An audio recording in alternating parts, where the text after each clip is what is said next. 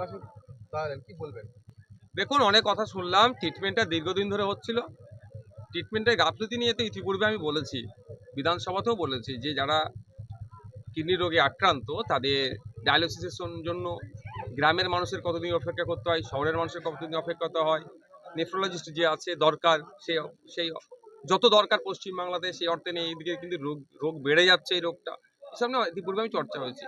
আজকে এসে প্র্যাকটিক্যাল জানতে পারলাম যে এরা দীর্ঘদিন ধরে ট্রিটমেন্ট করছিল, কিভাবে ট্রিটমেন্টের হওয়া দরকার তার সেটা অনেক গাফলতি হয়েছে।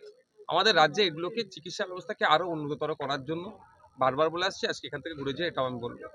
যেভাবে গত পরশু দিনকে যে ঘটনা ঘটেছে, সত্যি দুর্ভাগ্য আমরা তো প্রশাসনিক একটা অবক্ষয় দেখছি, সাথে সাথে সামাজিক অবক্ষয় বেড়ে যাচ্ছে। আমরা যেন লাজ লজ্জাহীন হয়ে যাচ্ছি। একজন গিয়ে তার ক্ষতিগ্রস্ত গিয়ে বলছে যে আমি গাড়িটা করে আমার 30 কিলোমিটার দূরে আমার ওয়াইফ মারা গিয়েছে, আমার স্ত্রী মারা গিয়েছে, তাকে নিয়ে যাব, সেখানে গাড়ি ভাড়া ডিমান্ড করছে 7,000-8,000 টাকা। ইভেন অ্যাম্বুলেন্সকেও বলেছে, আমি বাড়িওয়ালার সাথে কথা বললাম, তো অ্যাম্বুলেন্সও 7,000 টাকা চাইছে।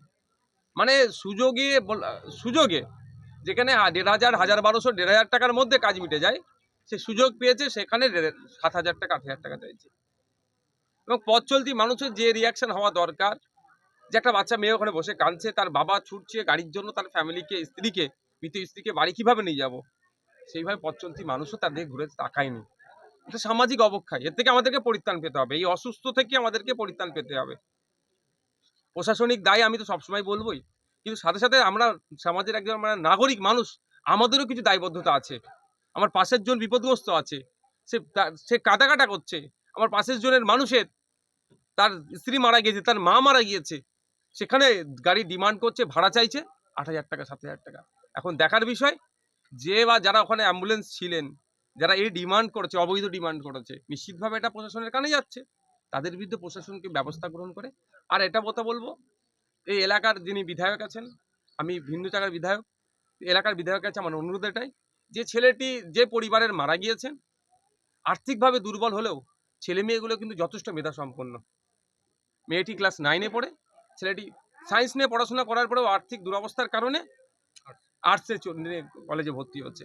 যে এই ছেলেটির জন্য, এই পরিবারের জন্য তাকে এই দিকে নজর রাখতে, যাতে মেয়েটির পড়াশোনা এবং ছেলেটির যদি একটা কোনো রকম ভবিষ্যৎ, কেন আর্থিকভাবে দুর্বল, ছেলেটি যে মারা গিয়েছেন তার স্বামীও কিন্তু সেই অর্থে কাজ করতে পারে না শারীরিক অসুস্থতার কারণে।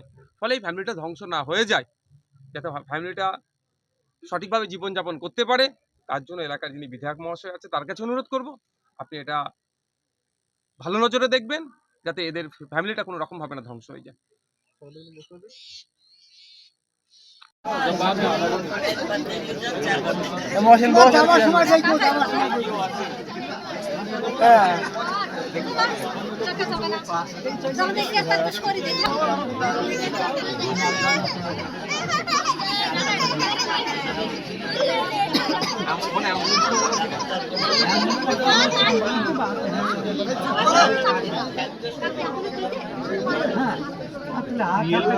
দিয়ে কি তুমি কোথায় ঢুকছো?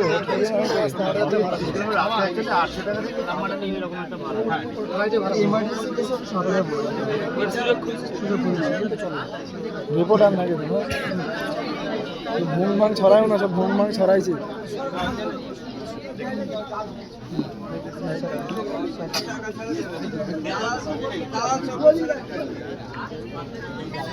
শুনুন